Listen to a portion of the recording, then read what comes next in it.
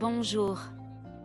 Je suis une femme d'une quarantaine d'années qui travaille actuellement comme enseignante dans une école primaire. Je suis heureuse en ménage depuis 8 ans et mon mari enseigne les mathématiques dans un collège privé. Nos chemins se sont croisés alors que nous préparions nos diplômes d'enseignement, et c'est à cette époque que je suis tombée amoureuse de sa passion sincère pour l'enseignement et de son affection pour les enfants. Inspirée par lui, j'ai choisi la profession d'enseignant comme une carrière stable et épanouissante. Au cours de mon parcours d'enseignante, j'ai eu le plaisir d'avoir une élève très spéciale, ma belle-mère. J'ai voulu partager cette histoire pour exprimer mon admiration pour elle. Avant de me marier, je n'avais aucune inquiétude concernant la famille de mon mari, si ce n'est qu'il avait 3 sœurs aînées et que la dynamique familiale tendait à être quelque peu conservatrice et patriarcale. Avec le recul, je me rends compte que j'étais assez naïve et inexpérimentée, et que je n'y ai donc pas prêté beaucoup d'attention. La mère de mon mari l'a eu à l'âge de 30 ans et ses sœurs l'ont traité comme leur propre fils. Toute la famille tenait mon mari en haute estime.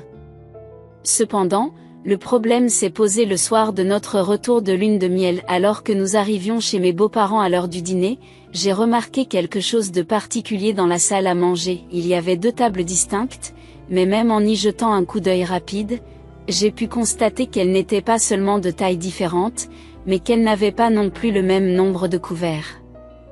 Sans réfléchir, je me suis assise à la plus grande table. À ma grande surprise, mon beau-père m'a indiqué la plus petite table et m'a dit qu'elle était destinée aux femmes. Interloquée, je n'ai eu que le temps de cligner des yeux avant que les sœurs aînées de mon mari ne me fassent signe de les rejoindre. Confuse, mais comprenant que j'étais la nouvelle venue dans la famille, fraîchement rentrée de notre lune de miel, j'ai gardé le silence et me suis installée à la plus petite table. Mon mari, son père et les maris de ses sœurs occupaient la grande table, tandis que ma belle-mère, ses filles et moi-même étions assises à la petite. Alors que nous commencions notre repas, mon beau-père n'a cessé d'interpeller sa femme, réclamant des choses mineures comme plus de soupe, de la purée de pommes de terre et de l'eau. Il m'était difficile d'être témoin de cette situation, et j'ai donc décidé de me lever et de proposer mon aide. Malheureusement, mon beau-père s'est mis à me donner des ordres, m'appelant par mon nom pour que je réponde à ses demandes. « S'il vous plaît, pourriez-vous apporter un peu plus de vin ?»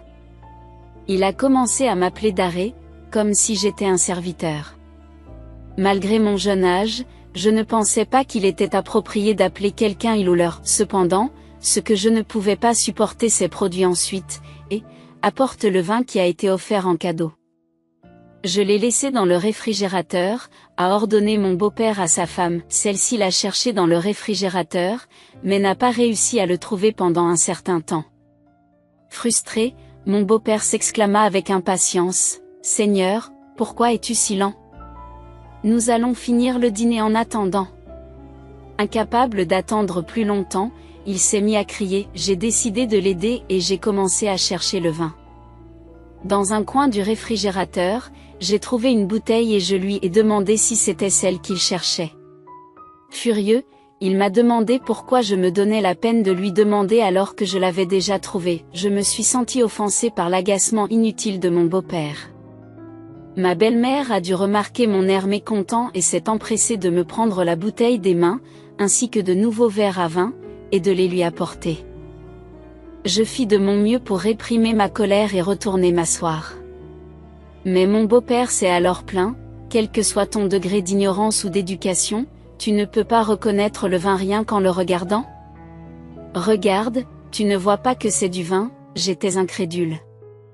Comment pouvait-il gronder sa femme d'une manière aussi grossière devant moi, sa nouvelle belle-fille, et tous ses gendres? J'ai commencé à m'inquiéter pour mon mariage après avoir été témoin du comportement irrespectueux de mon beau-père. À ce moment-là, mes belles-sœurs ont dit l'une après l'autre, « Papa, pourquoi t'embarrasses-tu ainsi ? Sérieusement, c'est tellement embarrassant, tais-toi, c'est tout. » Peut-être que personne ne l'a entendu. Cependant, je l'ai clairement entendu. Pendant ce temps, ma belle-mère est retournée à notre table, où sa nourriture était à peine touchée. Elle était manifestement bouleversée par cette humiliation et a rapidement débarrassé la table. En la voyant dans cet état, j'ai éprouvé de l'empathie pour elle et je n'ai pas pu m'empêcher de penser à ma propre mère, décédée, qui avait subi des mauvais traitements similaires. Ma grand-mère, du côté de mon père, avait l'habitude de faire honte à ma mère pour son manque d'éducation et son ignorance chaque fois qu'elle était agressée verbalement. J'ai vu ma mère se cacher et pleurer à cause de cela. En grandissant dans cet environnement, je ne pouvais pas ignorer la situation de ma belle-mère. Malheureusement, les incidents désagréables et absurdes ne se sont pas arrêtés là. Mon beau-père n'a pas tenu compte de l'atmosphère désagréable qu'il avait créée et a continué à servir des boissons à son fils et à son gendre.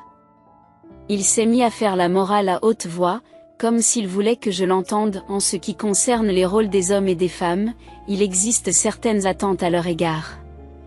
En tant qu'homme, avez-vous déjà envisagé d'aider votre femme à la cuisine? Cela s'applique à tout le monde, y compris à moi. Je ne vois pas les choses différemment, même si ce sont mes filles, une femme est une femme et un homme est un homme. Mon père l'a dit clairement lorsqu'il s'est adressé à mon fils et à mon gendre. Cependant, j'ai eu l'impression qu'il l'a souligné avec force, comme s'il voulait que je l'entende et que je transmette le message à mes belles-sœurs. Elles étaient d'accord avec lui et m'ont rappelé à tour de rôle de respecter cette norme. Je n'étais pas contente, Suzanne, en tant que femme, je pense que le chef de famille est important dans la société d'aujourd'hui. Je ne pense pas que les femmes devraient considérer leurs maris comme leurs esclaves, les forçant à travailler sans relâche. Ce n'est pas juste, n'est-ce pas? Il est vraiment décourageant de voir ces femmes se rabaisser sans même s'en rendre compte. Suzanne, j'espère que vous ne succomberez pas à un tel comportement. Est-ce que je leur ferais du mal? J'avais envie de les interroger, de leur demander si elles étaient vraiment satisfaites de se rabaisser ainsi. Cependant, j'ai délibérément choisi de ne pas répondre et de me lever pour aider ma belle-mère dans la cuisine. Mes belles-sœurs n'ont pas semblé satisfaites de ma réaction et m'ont simplement jeté un regard noir. Maman, laisse-moi m'occuper de la vaisselle. Ce n'est pas grave. Vous devriez aller vous régaler. J'ai déjà terminé la plupart des plats, occupons-nous ensemble des plats restants. Ainsi, nous pourrons finir plus vite. Mon geste amical a semblé plaire à ma belle-mère, malgré ses 3 filles qui n'étaient pas aussi proches d'elle. J'ai ressenti de la sympathie pour elle. La journée avait été éprouvante sur le plan émotionnel et nous nous apprêtions à partir. Ma belle-mère m'a tendu une bouteille de jus de citron et de miel maison, en me disant que cela soulagerait ma gorge puisque j'allais beaucoup utiliser ma voix en enseignant à des enfants une fois de retour à la maison. J'ai regardé l'étiquette de la bouteille. Avant mon mariage, mon mari m'a appris que sa mère était analphabète. Ces lettres soigneusement écrites, qui ressemblaient davantage à un dessin, m'ont touché au cœur. Qu'est-ce qui te préoccupe tant? Oh, c'est l'écriture de ta mère, j'y ai réfléchi sur le chemin du retour. Devrais-je apprendre à sa mère à lire et à écrire? J'avais déjà tenté de le faire, mais cela semblait intimidant pour ma belle-mère en raison de son manque d'éducation formelle. J'ai abandonné, car elle semblait avoir honte. Cependant, lorsque mon mari m'a révélé cette information, il s'est inquiété. Si je lui proposais de lui enseigner, je doute qu'elle soit réceptive, même mes collègues me l'ont déconseillé, car cela pourrait nuire à notre relation. Malgré mes bonnes intentions, j'ai finalement décidé de ne pas le faire. 1 an plus tard, je suis tombée enceinte de manière inattendue, alors que je me remettais de mes nausées matinales. Malheureusement, je me suis retrouvée à l'hôpital en raison des premiers signes d'une fausse couche. Comme je n'avais pas de mère pour s'occuper de moi, ma belle-mère a gentiment proposé de me soutenir pendant mon séjour à l'hôpital. J'étais incroyablement reconnaissante, mais quelque chose d'inattendu s'est produit. Une infirmière a tendu un formulaire à ma belle-mère, lui demandant de le remplir en tant que tutrice de Suzanne Little. Cela a troublé et effrayé ma belle-mère. J'étais sur le point d'informer l'infirmière qu'il y avait un malentendu, mais avant que je puisse le faire, ma belle-sœur est arrivée pour me rendre visite à l'hôpital. Visiblement soulagée, elle a tendu le formulaire à sa fille, comme si elle se sentait gênée.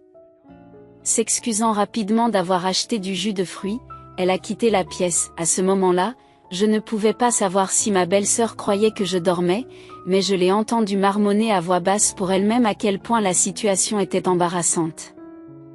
Elle semblait se demander pourquoi son analphabétisme devait être annoncé dans tout l'hôpital, ce qui me laissait perplexe quant à la raison pour laquelle elle était venue à l'hôpital en premier lieu.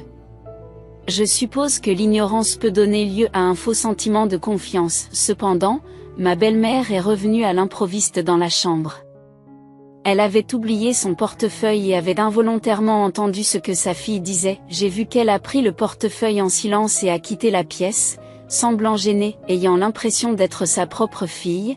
J'étais bouleversée par le manque de respect de ma belle-sœur à l'égard de sa mère. Je ne pouvais tout simplement pas le comprendre. L'incident m'a laissé déstabilisée. Ce soir-là, mon mari est venu à l'hôpital pour soulager sa mère et je lui ai raconté ce qui s'était passé plus tôt dans l'après-midi. C'est alors qu'il m'a révélé une histoire tragique sur le passé de ma belle-mère. Apparemment, ma belle-mère travaillait comme bonne pour les grands-parents de mon mari depuis l'âge de 9 ans. Il s'agissait d'une situation peu probable à notre époque. Sa famille étant extrêmement pauvre, son père l'avait envoyé travailler comme enfant adoptif dans une famille riche. Mais en réalité, elle a fini par être traitée comme une servante. Les grands-parents de mon mari n'avaient qu'un seul fils, qui a grandi en étant gâté. Il se trouve que ce fils était le père de mon mari. Pendant toute la période où elle a vécu chez eux, ma belle-mère a voulu aller à l'école. Malheureusement, elle n'a pas pu le faire en raison de son rôle de domestique. Elle n'a même jamais eu l'occasion d'apprendre par elle-même, car elle travaillait sans relâche de l'aube jusqu'à tard dans la nuit. Elle a passé son adolescence et une bonne partie de sa vingtaine dans cette maison, s'occupant de ses propres enfants et des filles de la précédente épouse de son mari. La première femme a finalement été chassée par la belle-grand-mère de ma belle-mère, qui voulait un héritier mâle. Après avoir passé près de 10 ans à s'occuper de ses belles-filles, le beau-père de ma belle-mère est revenu d'Arabie Saoudite après avoir gagné beaucoup d'argent. Il était heureux de constater que ma belle-mère s'était bien occupée de ses filles.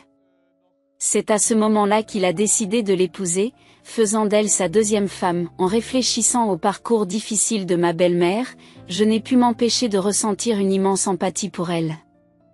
La façon dont ma belle-sœur l'a traitée m'a vraiment troublée. Il se trouve que la grand-mère de mon mari désapprouvait le fait que sa femme de chambre devienne sa belle-fille. Elle était tellement contre qu'elle a même coupé les cheveux de ma belle-mère avec des ciseaux. Cependant, ma belle-mère est tombée enceinte et a donné naissance à mon mari, ce qui a contraint sa grand-mère à autoriser le mariage à contre-séance. Malheureusement, sa colère contre le mariage l'a conduite à faire une attaque cérébrale et à décéder. Nous espérions que le départ de sa grand-mère serait synonyme de paix, mais mon beau-père a commencé à la maltraiter mentalement. Il était difficile de croire qu'une telle histoire pouvait encore exister à notre époque, et cela m'a fait énormément de peine pour ma belle-mère. Je n'ai pas pu m'empêcher de pleurer le lendemain. Lorsque ma belle-mère m'a rendu visite à l'hôpital, je lui ai pris les mains et je lui ai fait part de ma décision. J'ai dit, « Maman, j'ai une faveur à te demander. » Elle m'a regardé et m'a demandé ce que c'était. J'ai hésité avant de lui dire, « Pourriez-vous m'aider à apprendre la calligraphie ?» Elle a été déconcertée et m'a demandé pourquoi tout d'un coup. Je lui ai expliqué que je ne voulais pas que mon beau-père ou les demi-sœurs de mon mari l'apprennent de haut. Ils disaient souvent des choses blessantes et je voulais leur montrer qu'elle était capable de faire quelque chose d'extraordinaire. J'avais vu à quel point elle dessinait bien et j'ai pensé qu'apprendre la calligraphie ensemble pourrait être un moyen pour nous de nous rapprocher et de nous soutenir mutuellement. Elle a protesté, disant qu'elle n'avait jamais étudié auparavant et qu'elle n'avait pas de talent pour cela. Mais je lui ai assuré que je lui enseignerais de manière simple et facile, comme le ferait un professeur. À contre-séance, elle a accepté d'essayer pendant 1 mois, alors qu'elle était encore à l'hôpital. Pendant mon hospitalisation, j'ai commencé à lui enseigner la phonétique, le vocabulaire et la façon de former des phrases. J'ai également pratiqué la calligraphie avec elle, pour qu'elle ne se sente pas seule. Une fois que j'ai quitté l'hôpital, elle venait chez nous 1 à 2 heures par jour pour continuer à apprendre. C'était incroyable de voir ses progrès. Après le mois promis, elle était capable de lire et d'écrire des mots simples. C'était une transformation vraiment étonnante. Désormais, elle pouvait lire tous les panneaux sur les bâtiments devant lesquels elle était passée sans comprendre. C'était comme si un voile avait été levé et qu'elle pouvait enfin voir. Elle a exprimé son incrédulité d'avoir vécu dans l'obscurité pendant tout ce temps. Je l'ai rassurée en lui disant que j'avais toujours cru en elle et que je savais qu'elle avait la capacité d'accomplir de grandes choses.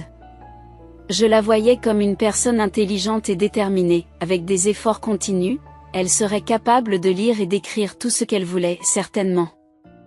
Je crois que tu as le potentiel pour exceller et obtenir des résultats remarquables à l'examen GED, qui remplace le diplôme de fin d'études secondaires. De nos jours, les examens GED permettent aux individus d'obtenir un certificat d'équivalence d'études secondaires.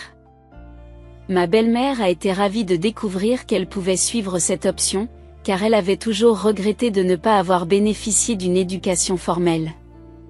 Son désir d'apprendre et d'acquérir des compétences de base en lecture et en écriture s'est ravivé lorsqu'elle a réalisé qu'elle pouvait obtenir un certificat d'équivalence d'études secondaires valide grâce aux examens GED. Avec détermination et une lueur dans ses yeux de vieille fille, elle a fait le premier pas vers l'étude formelle. Et la préparation aux 4 examens GED, elle s'est investie à fond dans cette entreprise, étudiant intensément jusque tard dans la nuit, le visage orné de lunettes de lecture.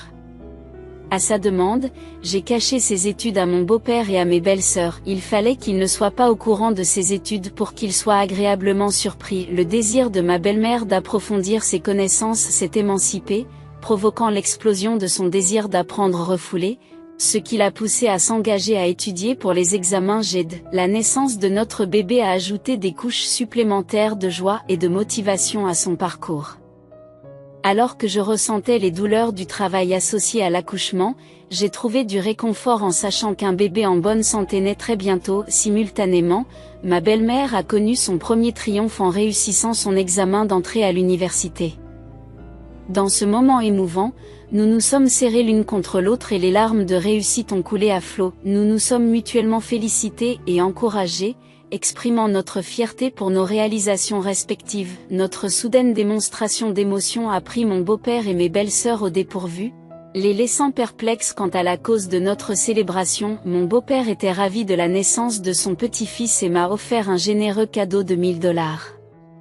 Cependant, il a fait un commentaire peu judicieux, déclarant que je recevrais $5000 si je donnais naissance à un autre fils à l'avenir. J'ai trouvé sa déclaration déplacée, étant donné que je venais d'accoucher et que je n'étais pas à l'aise avec l'accent mis sur le sexe. Cet incident a été pour moi un tournant, un moment où j'ai décidé de remettre en question et de changer cet état d'esprit déformé. C'était pour moi le moment de faire le grand écart, poussé par ma détermination à créer un récit différent dans un monde où la discrimination fondée sur le sexe persiste encore. 3 semaines plus tard, mon deuxième fils est né. Pour commémorer cet événement et remettre en question la tradition familiale des repas séparés, j'ai décidé qu'il était temps de réunir tout le monde pour un repas partagé. Dans cette optique, j'ai installé une grande table que j'avais achetée la veille, en veillant à ce qu'il y ait suffisamment d'espace pour tout le monde. J'ai préparé une grande quantité de nourriture pour la grande table. Lorsque mon beau-père a remarqué le nouveau venu dans la maison, il a posé des questions sur l'achat, s'interrogeant sur la nécessité d'une telle dépense. J'ai répondu avec assurance que cette table était désormais la nôtre, soulignant ainsi l'importance de l'unité et de la convivialité. Comme il était inconfortable de manger à une petite table, j'ai décidé d'en acheter une plus grande.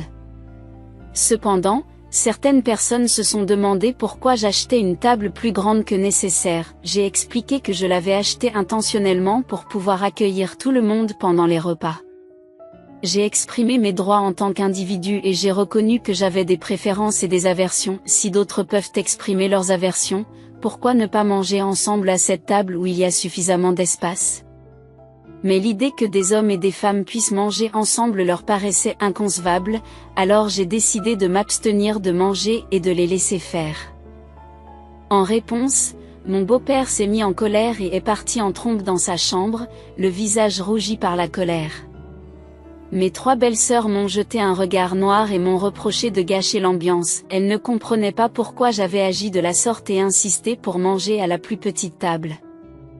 Elles m'ont fait des reproches l'une après l'autre et se sont retirées sur le canapé, boudant intérieurement. À ce moment-là, je me suis demandé si elles mangeaient toujours séparément de leur mari.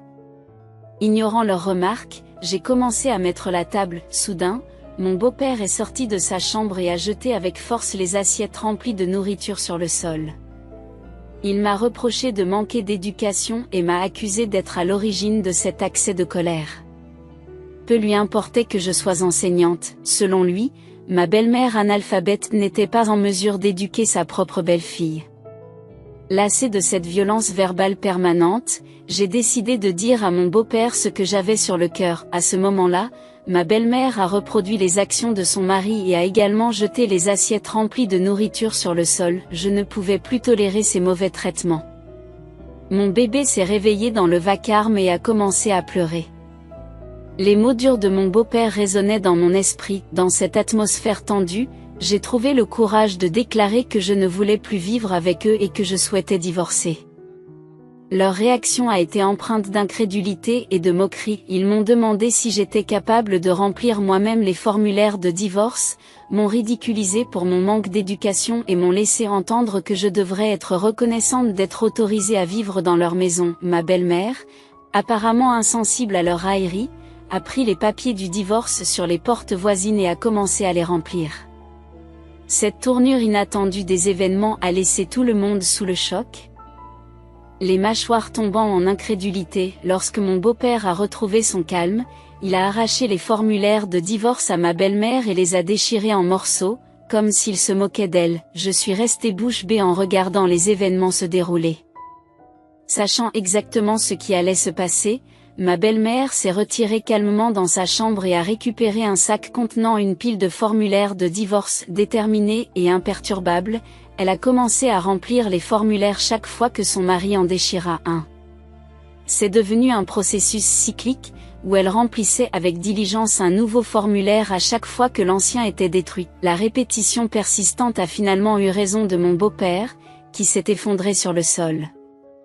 Il ne pouvait que regarder, incrédule, sa femme continuait à remplir les formulaires. Dans un acte de défi et de pure détermination, ma belle-mère a révélé qu'elle avait conservé ces formulaires, capturant chaque impulsion fugace qu'elle avait eue de demander le divorce. Elle a déploré son analphabétisme, reconnaissant son incapacité à remplir ces bouts de papier insignifiants. Elle se demande si, en tant que personne entrée dans la famille en tant que simple médium, elle est obligée d'obéir aveuglément à tous ses ordres. Avec un ressentiment croissant, elle déclare qu'elle ne veut plus être soumise à de tels traitements. Elle renvoie son mari et ses filles, qu'elle avait traités comme les siens, en les accusant de n'avoir hérité que des traits négatifs de leur père. Déterminée à retrouver son estime de soi, elle a fait ses bagages et est partie, avec moi fidèlement à ses côtés. Lorsqu'elle a entamé la procédure de divorce, ma belle-mère a réussi à obtenir une pension alimentaire généreuse, en s'imposant au tribunal malgré son âge avancé. Malgré les efforts de mon mari pour empêcher le divorce, j'ai pleinement soutenu la décision de ma belle-mère. Certains me reprocheront peut-être d'avoir été le catalyseur de la rupture dans notre famille, mais j'ai été inspirée et émue par son courage de donner la priorité à son propre bonheur après avoir quitté un mariage malheureux. Elle a résidé chez nous pendant ses études, jonglant entre ses études et la garde de ses enfants. Je l'ai encouragée à ralentir le rythme, mais elle était déterminée à réussir ses prochains examens et à poursuivre ses études avec une passion inébranlable. Son engagement sans faille a porté ses fruits, puisqu'elle a atteint ses objectifs scolaires en l'espace de 3 ans, après avoir essuyé des échecs dans certaines matières sans pour autant abandonner. Le jour où elle a passé l'examen final du GED, elle m'a serré la main et a pleuré de joie. Submergée par l'émotion, je me suis jointe à elle pour verser des larmes, consciente que mes yeux rouges et gonflés seraient une source d'embarras au travail le lendemain. Encourageant ma belle-mère, je lui ai donné carte blanche pour poursuivre ses rêves. Elle avait lutté si durement pour son bonheur et je pensais qu'elle méritait toutes les chances de réaliser ses aspirations. Alors qu'elle envisageait ses options futures, elle m'a fait part d'un désir de longue date, apprendre l'espagnol, voyager à l'étranger, se faire de nouveaux amis et écrire l'appelait. Cela se voyait dans ses yeux, qui débordaient d'enthousiasme et d'ardeur. À ce moment-là, j'ai compris que la vie lui offrait une chance d'entreprendre le voyage auquel elle aspirait depuis longtemps. Avec une passion et une détermination inébranlables, Elle pouvait poursuivre des études supérieures ou toute autre carrière qu'elle souhaitait, les possibilités étaient infinies. Je me suis sentie obligée de l'aider et je l'ai inscrite à des cours d'espagnol. Après une année d'études, elle s'est embarquée pour l'Australie. Par curiosité, je lui ai demandé pourquoi elle avait choisi l'Australie parmi tous les pays. Elle m'a répondu qu'elle se demandait si les kangourous sautaient vraiment partout avec leur bébé bien au chaud dans leur poche. Quelle que soit sa raison, elle est montée à bord d'un avion pour la première fois de sa vie afin de réaliser son rêve. Je lui ai demandé de prendre soin d'elle et de rester en contact. Aujourd'hui, elle gère un blog de voyage très populaire et n'est toujours pas rentrée de son grand voyage. Son blog compte de nombreux adeptes, attirés par la qualité exceptionnelle de ses photos et de ses écrits. J'aspire maintenant à acquérir ses compétences informatiques en matière de Photoshop et d'illustration. L'âge n'est qu'un chiffre, quiconque rêve peut devenir réalité. J'ai récemment redécouvert cette vérité. Il n'y a pas si longtemps, mon beau-père a pris la décision volontaire d'entrer dans une maison de retraite en raison de ses problèmes de santé, hypertension artérielle et diabète, qui ont épuisé ses économies. Lorsque ma belle-mère est partie, ses 3 filles ont cessé de lui rendre visite, le laissant passer le reste de ses jours seul dans la maison de retraite. En étant témoin de sa situation, j'ai appris l'importance de vivre avec gentillesse. J'espère que mon fils tiendra davantage de sa grand-mère que de son grand-père. Je vous remercie de m'avoir prêté vos oreilles pour partager mon histoire. J'espère sincèrement que vous suivrez tout le chemin d'une vie remplie de bonheur. Votre soutien et vos commentaires perspicaces dans la section des commentaires signifient beaucoup pour moi. Appuyez sur le bouton j'aime et s'abonner me serait d'une grande aide. Je vous souhaite une excellente journée.